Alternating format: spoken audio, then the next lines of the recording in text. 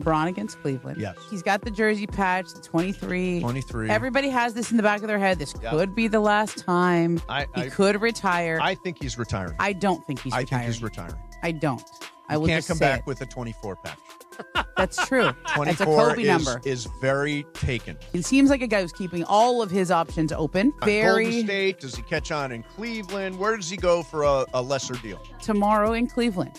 If you were the Cavs and you had ideas that, hey, your season isn't going very well. It's not going Our that well. season's not going very well. I mean, the Lakers are going okay. Yeah, Lakers are going okay. They're going okay. But the Cavs are not where they thought they would be. And whether that's you an think he's going in-season back to- thing or you not. think Well, he's going let's back to just see. That is They put LeBron. on This discussion centers on recent reporting surrounding the Los Angeles Lakers, LeBron James, and the drafting of Bronny James, specifically addressing conflicting narratives presented by different media figures. A recent story emerged through NBA reporter Ramona Shelburne, in which she stated during a podcast appearance that neither LeBron James nor his agent Rich Paul asked the Lakers to draft Bronny James.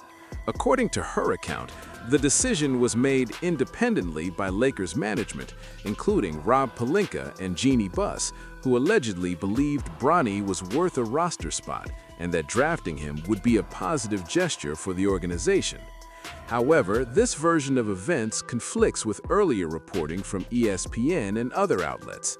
Multiple reports indicated that Rich Paul communicated directly with teams prior to the draft, suggesting that Bronny might pursue alternative paths, including playing overseas if he was not selected.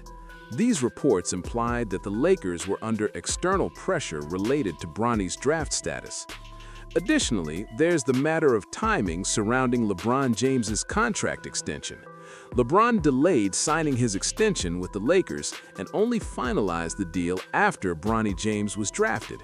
This sequence of events raised questions about whether the organization felt pressure, implicit or explicit, to ensure Bronny was selected before securing LeBron's long-term commitment. It is important to clarify that LeBron James may not have personally requested that the Lakers draft his son. Historically, LeBron has maintained a careful distance from actions that could be directly attributed to him in controversial situations. Instead, influence has often been exerted indirectly through individuals within his inner circle. Several past examples are frequently cited to support this pattern. Maverick Carter, a longtime associate of LeBron, was once connected to an ESPN report involving gambling activities related to NBA games during LeBron's tenure with the Lakers. Chris Mims, another close associate, was mentioned during the biogenesis investigation, with explanations offered that distanced LeBron from direct involvement. In both cases, any potential controversy was associated with individuals close to LeBron rather than LeBron himself.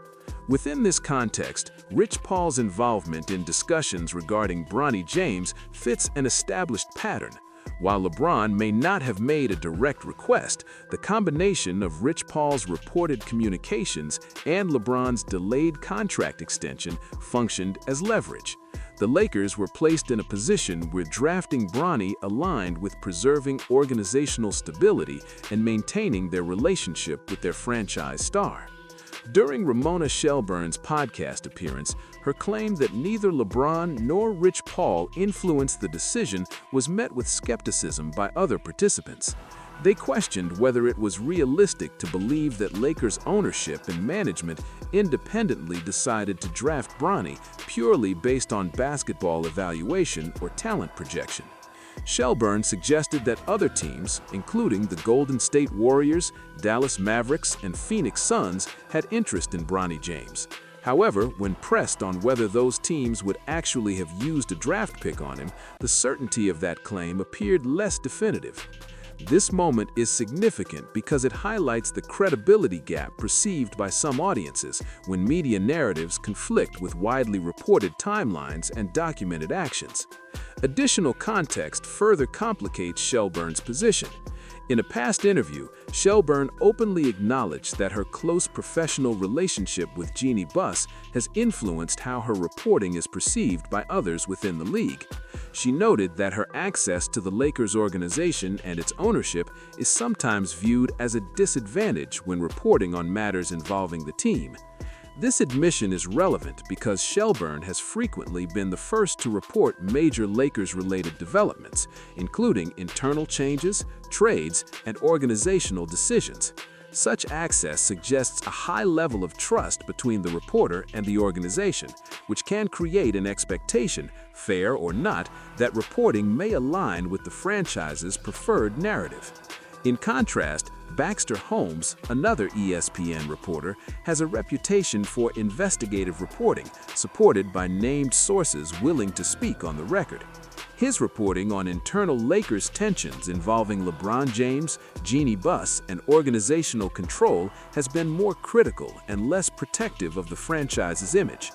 From this perspective, the differing accounts can be understood not simply as disagreement, but as reflections of differing relationships with the organization.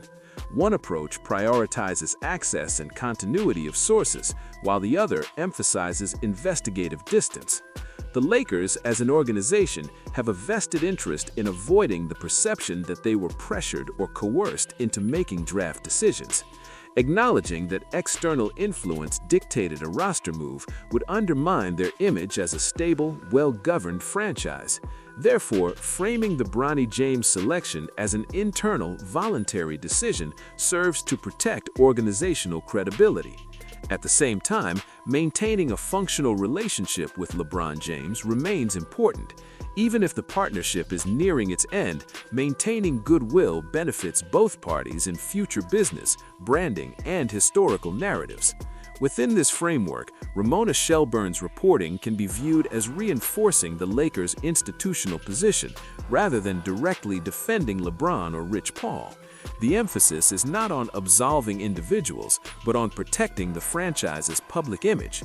Ultimately, the most plausible interpretation is not that LeBron directly demanded the Lakers draft his son, but that a combination of indirect pressure, timing, and agent influence shaped the outcome. LeBron's delayed contract extension, Rich Paul's reported communications, and the Lakers' desire to avoid instability converged into a decision that satisfied all parties involved. When viewed in sequence, the events form a consistent narrative rather than isolated coincidences. Understanding this requires attention to timelines, incentives, and relationships rather than reliance on any single media account. This situation illustrates the complex dynamics between star players, agents, front offices, and media figures in the modern NBA. Information is rarely presented without context, and access often shapes narrative framing. In conclusion, while Ramona Shelburne's account aligns with the Lakers' official posture, other reporting provides sufficient reason to question the completeness of that narrative. The truth likely exists between direct denial and overt demand, rooted instead in subtle influence and organizational calculation. That interpretation best explains the available evidence and the sequence of events as they unfolded. To fully understand why the Bronny James situation became such a contentious topic, it is necessary to examine how modern NBA power structures operate. The league no longer functions solely around teams and players. Instead, it revolves around interconnected ecosystems involving agents, ownership groups, media partners, and brand interests. In this environment, influence is often exercised quietly rather than overtly, making it difficult to identify responsibility in clear transactional terms. The role of powerful agents in this ecosystem cannot be overstated. Rich Paul, as the head of Clutch Sports, represents not only LeBron James, but a significant portion of elite NBA talent. His influence extends beyond contract negotiations into roster construction, player movement, and long-term organizational planning. Teams are acutely aware that maintaining a productive relationship with such an agency can affect their ability to attract or retain talent in the future. Against this backdrop, the question of whether LeBron or Rich Paul explicitly asked the Lakers to draft Bronny becomes less important than whether the Lakers believed refusing to do so would carry negative consequences. In high-stakes professional environments, perceived pressure can be just as effective as a direct request. Organizations often act preemptively to avoid conflict, particularly when dealing with figures who have historically wielded significant influence. The Lakers' situation was further complicated by their unique status in the NBA. As one of the league's most visible franchises, the Lakers operate under constant scrutiny. Every move is analyzed not only by fans and media, but also by players and agents across the league. Appearing weak or indecisive in negotiations could have broader reputational consequences beyond a single draft decision. From a basketball operations standpoint, the selection of Bronny James diverged from typical draft logic. Teams at that stage of the draft often prioritize either developmental upside or specific skill sets that fill roster gaps. Bronny, coming off a limited college season affected by health issues, did not project as an immediate contributor. While teams sometimes draft players for long-term development, those decisions are usually framed around measurable basketball potential rather than symbolic value. This is where narrative management becomes critical. Presenting Bronny's selection as a basketball-driven decision protects the Lakers from accusations of favoritism or external manipulation. It reinforces the idea that the franchise remains disciplined and autonomous in its decision-making, even when accommodating extraordinary circumstances. Media figures play an essential role in reinforcing or challenging such narratives.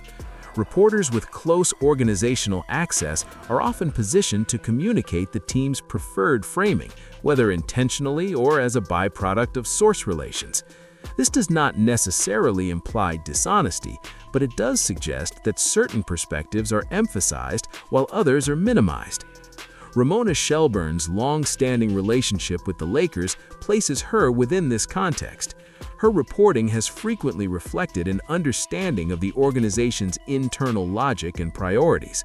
When she presents a version of events that aligns with the Lakers' institutional interests, it is consistent with the role of an access-based reporter operating within a trusted information channel. By contrast, investigative reporters like Baxter Holmes typically rely on a broader network of sources, including individuals willing to speak critically or anonymously. This approach often produces narratives that are less favorable to organizations but more revealing of internal tensions. This approach is inherently more disruptive, which can limit access but enhance credibility among certain audiences. The tension between these two reporting styles is not unique to this situation. It reflects a broader divide in sports journalism between access journalism and accountability journalism. Both serve different functions, but conflicts arise when audiences conflate access with objectivity or assume that investigative distance implies bias. The Lakers' motivation to control the narrative extends beyond the immediate Bronny situation. At the time these reports surfaced, the franchise was already navigating internal strain related to LeBron's role, future planning, and ownership dynamics. Public acknowledgement of being pressured into a draft decision would have compounded perceptions of instability. Additionally, Jeannie Buss's position as owner adds another layer of complexity. Ownership transitions, potential future sales, and long-term branding considerations incentivize minimizing controversy. Protecting the franchise's image as a stable and authoritative organization serves both basketball and business objectives. LeBron James' approach to influence further complicates interpretation. Throughout his career, LeBron has demonstrated a keen awareness of optics. By allowing others to speak or act on his behalf, he maintains plausible distance from controversial outcomes while still benefiting from them. This strategy has helped him avoid direct scandals while remaining deeply involved in organizational outcomes. This does not necessarily imply malicious intent. It reflects a sophisticated understanding of power dynamics in a league where public perception can affect endorsement opportunities, legacy narratives, and post-career ventures.